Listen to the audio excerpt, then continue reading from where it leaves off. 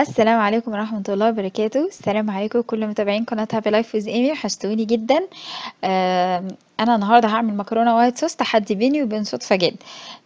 طب ايه ده؟ انتي لسه قناه مبتدئه وبتعملي تحدي مع صدفه جد؟ طيب ايه المشكله؟ هي الفكره ان انا اليوم اللي الصدفه نزلت فيه الفيديو بتاعها، انا كده كده اصلا كنت جايبه كيس مكرونه فرفلي علشان اعمل حلقه وايت صوص، مكرونه وايت صوص يعني. مهم انا قاعده بتفرج الصبح بدري على اليوتيوب، فلقيت الفيديو ففتحته. فبنوتي قاعده جنبي، بنوتي كارما سنه ونص، يعني عماله تشاور على التليفون وعايزه تاخده من ايدي، فانا بقول لها لا انا بتفرج على صدفه بتعمل مكرونه. ف... فبنوتي بقى ايه، قعدت سمعت الكلام وهي مركزه قوي، وبعدين قعدت تقول لي اطفى مام. فانا قعدت اضحك، وبعدين قلت طب ليه، ايه المشكله يعني ان انا اعمل حلقه تحدي بيني وبين صدفه، وهعملها بطريقتي. طبعا هي عملتها بطريقتها وانا كمان هعملها بطريقتي.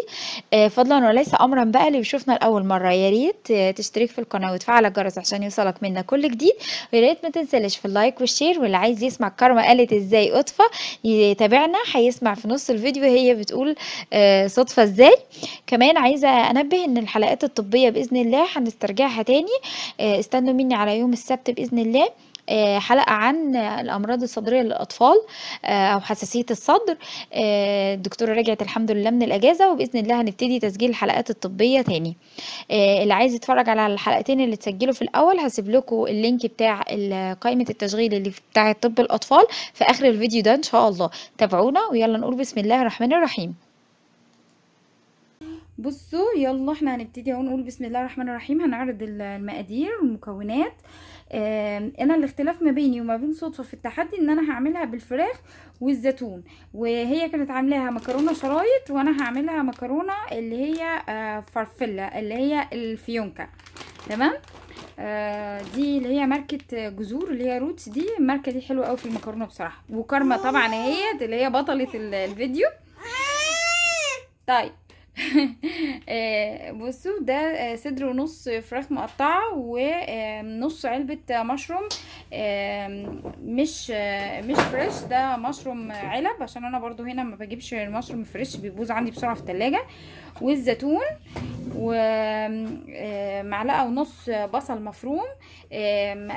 دول يعني حبة قد كده بالظبط، من حزمة من الشبت، يعني يعتبروا معلقتين شبت مفروم ناعم، وملح وكزبرة وفلفل اسمر. جبنة موتزاريلا وجبنة تشيدر، ودي برضو تكة زيادة عن صدفة ان انا بحب احطها اقلبها يعني مع الفراخ والمشروم، بتخلي ريح طعم الوايت صوص اغنى. ومع كوبايه كريمه، وكوبايه كبيره لبن، وثلاث معالق دقيق، والزبده بتاعتنا. يلا بينا بقى ننتقل على النار ونقول بسم الله الرحمن الرحيم.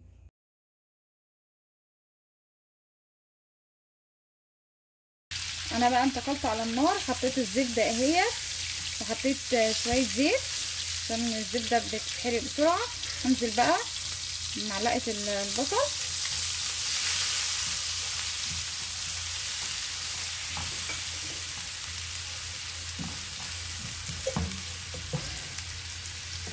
وهنزل عليها بالتوابل، الملح والفلفل والكزبره.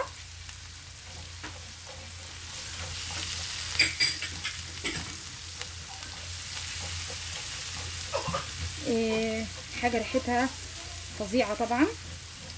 هننزل اول حاجه بالفراخ عشان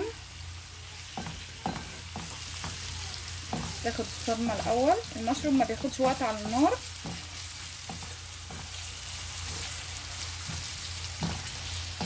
الفراخ ريحتها جميله قوي يا بنات، انك تدعكي البصله اصلا بالملح والفلفل بتخلي ريحتها حلوه قوي. انا هقلبها بقى لغايه لما كلها تاخد اللون الابيض، ونرجع نكمل مع بعض. كده الفراخ كلها اخدت اللون الابيض اهي، قعدت حوالي 7 دقايق. هنزل بقى بالمشروم واقلب كويس.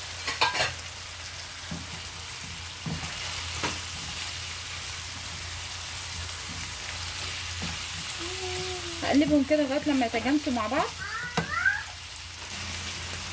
دلوقتي بقى المشروم والفراخ اتشوحوا مع بعض كويس. هنزل بالدقيق، المكرونه اتحطت على النار، دول ال3 معالق دقيق. هقلبهم بس كده في النص يختلطوا بالزبده. بعد كده هقلبهم على كل المشروم. بصوا انا قلبته اهو، قلبته مع الفراخ.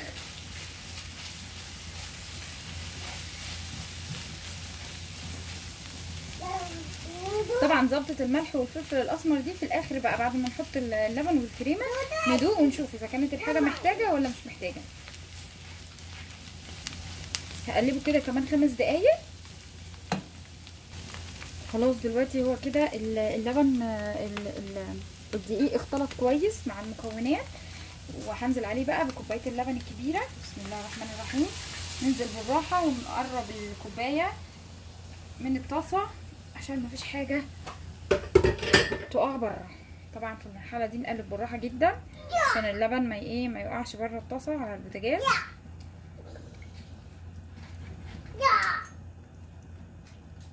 طبعا بقى ايدك بقى هنا في المرحله ديت، لانه هيبتدي يتقل منك واحنا لسه ما حطيناش الكريمه ولا الجبن. هستنى لما اللبن يغلي واوريهولكم. بصوا هي تقلت اهيت معايا. هنزل بقى بكوبايه الكريمه. بسم الله الله اكبر. نغسلها كده كويس. كرمه قولي صدفه صدفه يا بنتي، من ساعه ما سمعت الاسم ده الصبح يا صدفه وهي بقى شغاله قطفه قطفه.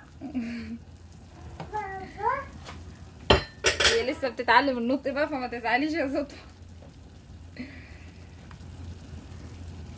اهي هنسيب الكريمه تختلط شويه باللبن، وهضيف بقى معاها الجبن في المرحله ديت. وده جبنه تشيدر، هي هتسيح بقى مع السخونيه مع كل حاجه.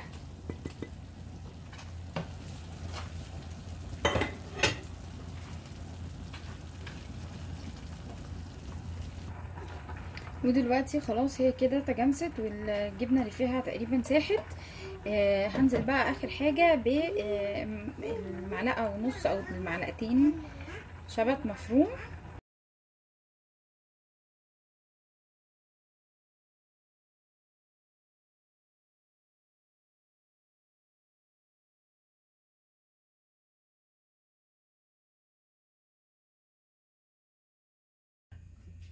دلوقتي خلاص المكرونه اتسلقت اهي. واهم حاجه في النوع ده من المكرونات ان انتي ما تقسيش عليها في السوا، يعني هي ما تستويش سوا كامل، تمام؟ لانها المكرونه الفراشه دي لو استوت سوا كامل وانتي بتقلبيها هتعجن منك. ونراعي ان احنا لسه هندخلها الفرن شويه. وعلى فكره هي لو اتاكلت كده برضو هيبقى طعمها حلو جدا، مفيش اي مشكله، يعني مش هتحسي انها بتقرش ولا حاجه، لا هي بيبقى اسمها الادنت. الادنت يعني مش مستويه سوا كامل. دلوقتي بقى انا حطيت جزء من المكرونه وحطيت عليه جزء من الصوص، وده اللي هيدخل الفرن. والجزء التاني تمام اهو. كارما بنتي بقى عماله تقلب المطبخ، بس هي لازم تطلع معايا في الفيديو ده صدفه لان هي صاحبه الفيديو. اهو حط كده نص هنا، وادي النص التاني كله.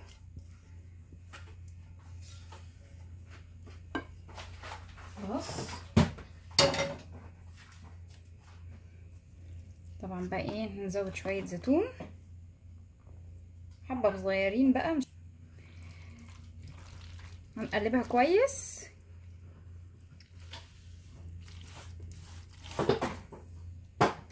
مش عايزه اقول لكم ريحتها بقى، والجبن والشيدر واللي اسمها ايه ديت والموتزاريلا والكريمه والمشروم والفراخ. آه، فاكرين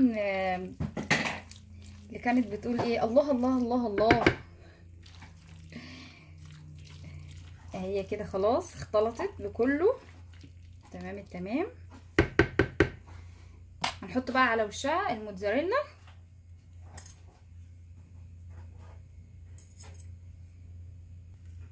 اهي، ودي كده هتدخل الفرن.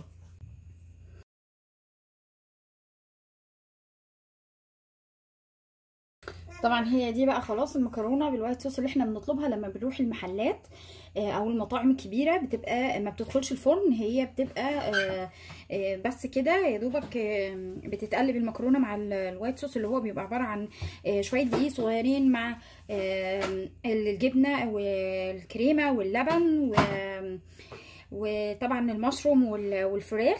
هي دي طريقه المكرونه بالوايت صوص على اصولها بالشبت.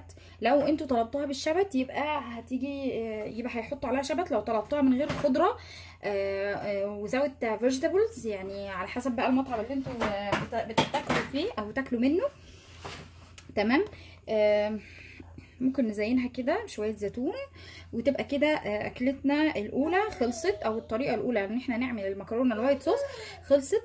انا اصلا عماله اكل فيها اساسا من ساعه ما المكرونه حطيتها خرجت اهيت من الفرن وشها اتحمر وريحتها نفاذه جدا. لما انا صينيه حتى خدت منها المكرونه حته بالوايت كده صوص من الجنب التانيه على اكلتها، وشها بس ايه موتزاريلا لهلبت تخرج من بقي. الفرن ف بقى، دي بقى حكايه تانيه. يعني يا رب اكون كنت قد التحدي النهارده، والحلقه كانت حلوه وعجبتكم.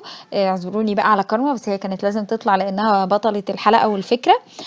فضلا وليس امرا، اللي بيشوفنا لاول مره يا ريت ما تنساناش تشترك في القناه قبل ما تخرج من الفيديو، ويا ريت تفعل الجرس عشان يوصلك منا كل جديد، وما تنساناش في اللايك والشير. وزي ما قلت لكم الحلقه الجديده الطبيه باذن الله عن حساسيه الصدر هتنزل يوم السبت او الحد، يعني على اقصى تقدير على حسب هنسجل امتى والمونتاج وكده. وشكرا جدا ليكم، وصدفه انا بيك فان يا صدفه ليكي. شكرا ان انا يعني عملت الفيديو، ويا رب الفيديو يعجبك، ويا رب ما تتضايقيش مني. والسلام عليكم ورحمة الله وبركاته.